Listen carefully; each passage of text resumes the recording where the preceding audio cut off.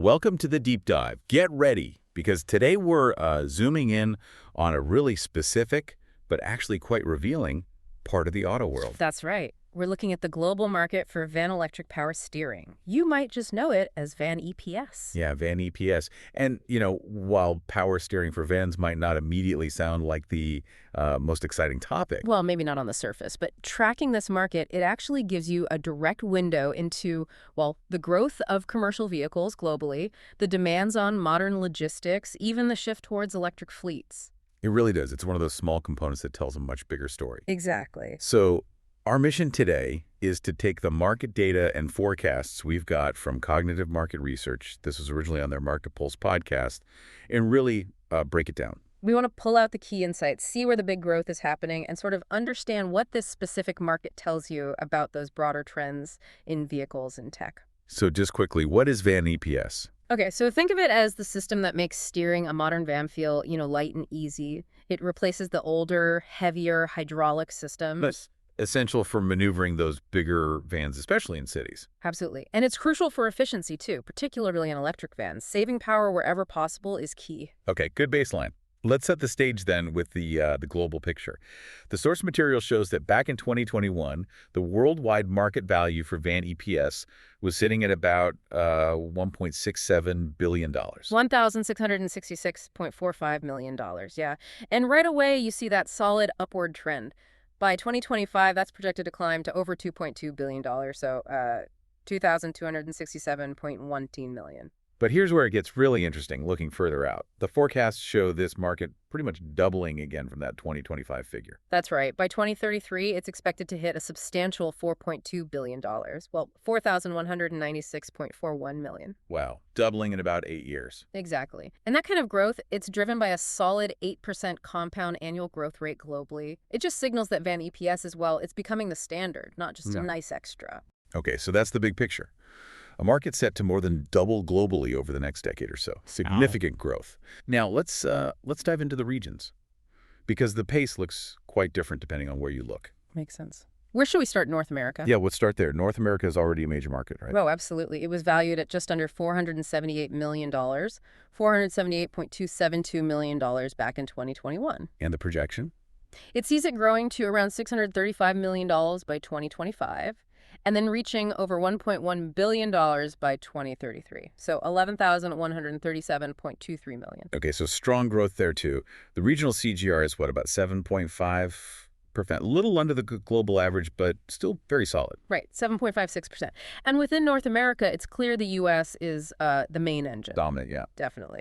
The U.S. accounted for, roughly $378 million in 2021. That's projected to reach over $880 million by 2033. And Canada? Canada follows, showing steady growth. Goes from about $73 million in 2021 to over $154 million projected for 2033. Now, what caught my eye in North America was Mexico. Starts smaller, obviously.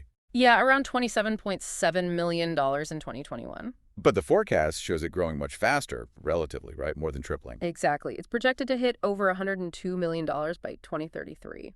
That's a really notable jump. What do you think drives that in Mexico? Increased production? Local demand? Could be a mix of things. Maybe manufacturing shifts, like you said, or just a rapid adoption of newer van tech for their own growing logistics sector. Yep. It's definitely outpacing the U.S. and Canada in relative terms. Something to watch. Okay, let's move across the Atlantic. Europe, another established market showing consistent growth. Yeah, very much so. The region was valued at nearly $330 million in 2021, forecast to hit over $433 million in 2025. And by 2033? Reaching over $763 million. So $763.747 million. Steady climb. And within Europe, Germany stands out. Germany's largest contributor, yeah. Started over $63 million, forecast to more than double to $134 million by 2033. And we see solid growth across other big economies, too. France, UK, Italy. Absolutely. The UK is projected around $90 million. France, over $101 million. Italy, about $70 million by 2033. All showing significant increases from their 2021 numbers. And then you have a whole list. Russia, Spain, Sweden, Denmark, Switzerland, Luxembourg. Yeah. All showing, steady, predictable growth. Healthy figures. Right. But what's really dynamic in Europe, kind of like the Mexico story, but even more pronounced, is the rest of Europe category. Ah, yes, that one jumped out. It starts really small. Tiny, under $5 million in 2021. But look at the projection, it jumps to over $36 million by 2025. And then, Then it really takes off, reaching a very substantial $133 million by 2033. wow, so that rest of Europe bucket is forecast to be bigger than Germany or France individually by 2033. Pretty much, yeah. That's Yeah. incredible relative growth. It really suggests widespread adoption happening across many smaller or perhaps the faster developing European economies. Makes you wonder what specific economic or, I don't know, regulatory things are pushing that so fast in those diverse countries. It's a great question. Definitely points to a broadening base for this technology. Okay, let's shift now to Asia Pacific. The source calls it surging. And the numbers certainly back that up. This region actually starts as the largest, over $611 million in 2021, It's projected to surge past $820 million in 2025. and reach nearly $1.5 billion by 2033. So $1,481.33 million. It's forecast to be the biggest regional market globally by then. Led by China, I assume. Absolutely. China is already huge, $184 million in 2021, and set to reach over $428 million. But Japan and India are massive players, too. What are their projections? Japan's projected around $247 million by 2033, and India is right behind at about $228 million. And then you've got other significant markets there, too. South Korea, Australia. Right. South Korea, over $146 million by 2033. Australia, over $103 million. Then Singapore, over $68 million. Southeast Asia, collectively over $39 million. Taiwan, over $44 million. All substantial markets. But again, that rest of APAC's category, it follows the pattern we saw in Europe, but maybe even more dramatically. Oh, completely. It starts at just $8.5 million in 2021, leaps to nearly $38 million in 2025. And the 2033 number, It catapults to over $174 million. over 20 times bigger in just over a decade. Yeah, it's breathtaking growth. It points to a massive scaling up of commercial vehicle fleets, probably linked to e-commerce and logistics build-out across a whole range of developing economies in that region, beyond just the established giants. Rapid urbanization, modern logistics infrastructure. Mm-hmm. It seems to be a common theme driving this in the rest of categories. I think so. Okay, where next? South America. Yeah, let's look at South America. A similar pattern of expansion, maybe just on a different scale. That's a good way to put it. The region was just over $133 million in 2021, projected to hit $165 million in 2025. And forecast for over $268 million by 2033. Right, Brazil is the clear leader there. Started around $56 million, projected to nearly double to over $108 million by 2033. Argentina's significant too. Yeah, Argentina's forecast to reach over $57 million. Then you have Colombia projected over $37 million, Peru around $22 million, Chile over $14 million. Solid growth across the board. And surprise, surprise, the rest of South America category. Shows that marked relative increase again, yes. Starts under $4 million, projected to reach nearly $29 million by 2033. Not the same explosive scale as APAC or Africa, perhaps, but still a significant relative jump for those small economies. Okay, nearly there. Middle East. Steady increases, it looks like. Steady is the word. From just over $91 million in 2021, it's forecast to reach nearly $109 million in 2025.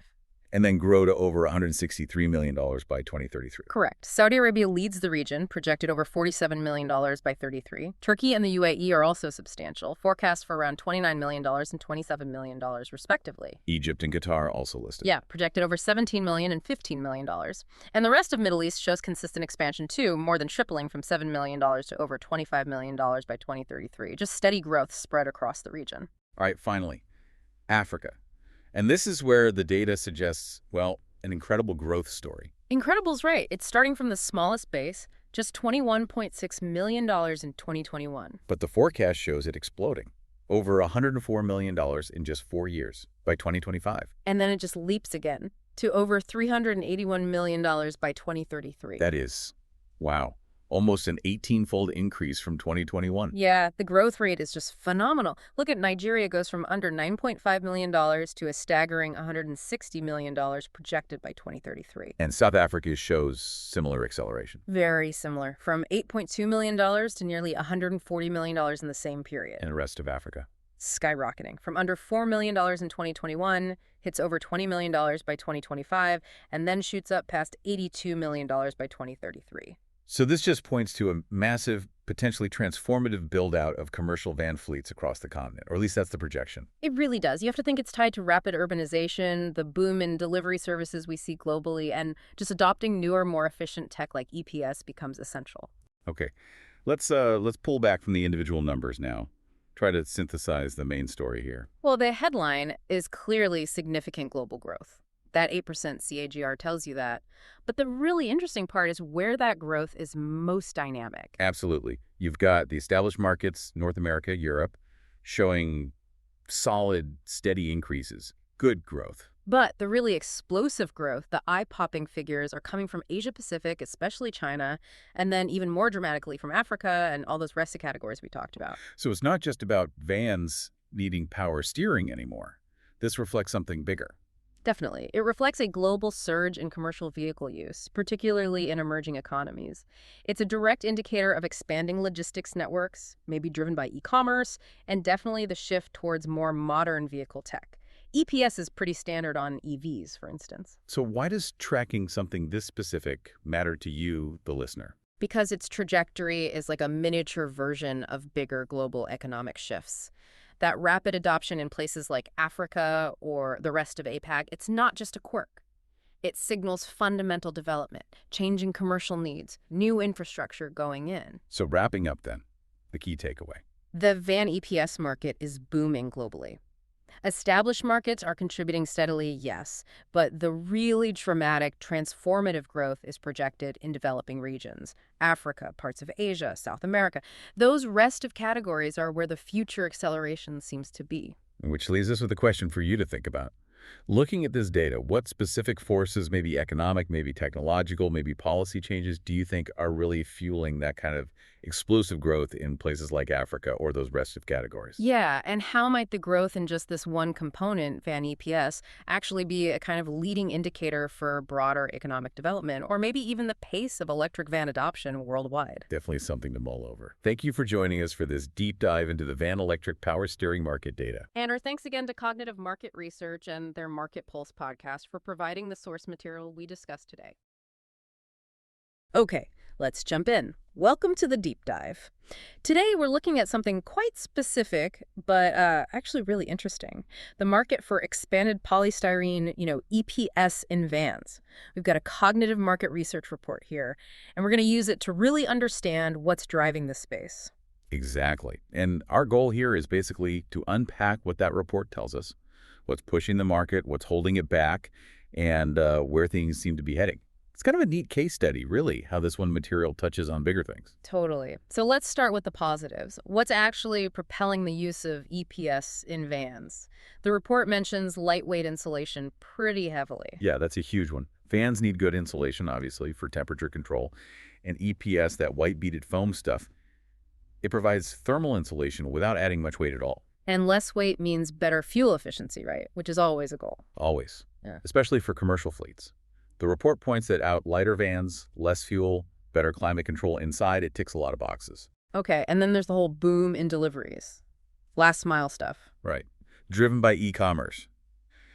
The report directly links the growth in commercial fleets and last mile delivery to the need for EPS. Think about delivering groceries or pharmaceuticals. You need consistent temperatures inside that van. Ah, okay. So EPS helps create those stable temperature zones. Exactly. It's becoming a standard solution there. And what about cost? Is it, cheap? Well, it's cost effective. The report highlights its good performance for the price, especially compared to some other insulation materials. That balance is key. And recyclability, is that a driver? The report mentioned it. It's interesting. Yes, it is recyclable, and that helps with sustainability goals, especially on the manufacturing side. It uses less energy to produce than some alternatives. Yeah. But the end-of-life aspect is actually more of a challenge, which we should probably get into. Okay, yeah, let's pivot to that. What are the hurdles? If it's lightweight, insulates well, and is cost-effective, what's stopping it from being used even more? Well, like you hinted, the big one is the environmental impact at disposal. The report notes that even though it can be recycled, it degrades very slowly in landfills. And improper disposal is a visible problem, bits of foam ending up everywhere. Yeah. That's leading to some regulatory pushback in places. Right. The same lightness that's good for the van makes it problematic if it gets loose in the environment. What else? Its structural integrity is limited. The report's quite clear on this. Fantastic for insulation panels, ceilings, things like that. But you can't use it for anything that needs to bear a significant load or take impacts. It just doesn't have the mechanical strength compared to, say, rigid polyurethane foams. So great for lining, not for building anything strong inside the van itself. Pretty much. And then there's the raw material cost. This was another challenge highlighted. EPS comes from styrene, which is petroleum-based. So its price is tied to volatile global oil prices. Ah, And the report mentioned recent supply chain issues, resin shortages. yeah. That's it. Manufacturers cost pretty hard. Makes planning difficult. Okay, that makes sense. So given those challenges, how is the market adapting? What did the report say about emerging trends? One key trend is using EPS as part of multi-layer composite panels, so combining it with other materials. The idea, according to the report, is you get the lightweight insulation from the EPS core, but maybe a tougher skin or layer for durability or a bit more structure, a hybrid approach. Sort of the best of both worlds. Interesting. And what about electric vans? Does EPS play a role there? A big one, apparently.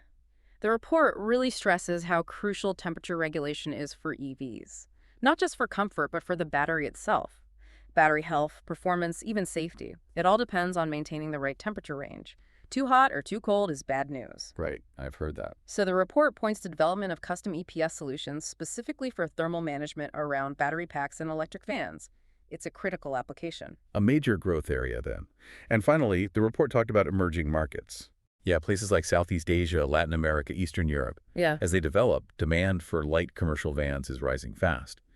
And because EPS is relatively affordable and does the insulation job well, the report sees it as a really practical, go-to solution in those regions. So when you step back and look at it all, the need for lighter vehicles, the explosion in e-commerce deliveries, the environmental questions, cost pressures, the massive shift to EVs, it's kind of amazing how they all intersect in this one material, EPS, used inside delivery vans. It really is. It shows you how something seemingly mundane, like foam insulation, is actually right at the crossroads of these huge global shifts in technology, logistics, sustainability. It definitely makes you think differently about the materials around us, how a simple panel of foam connects to the future of how we move goods. So, thinking about this deep dive into EPS and vans, what does it make you consider about these hidden links between material science and where commerce and technology are heading next? Something to ponder.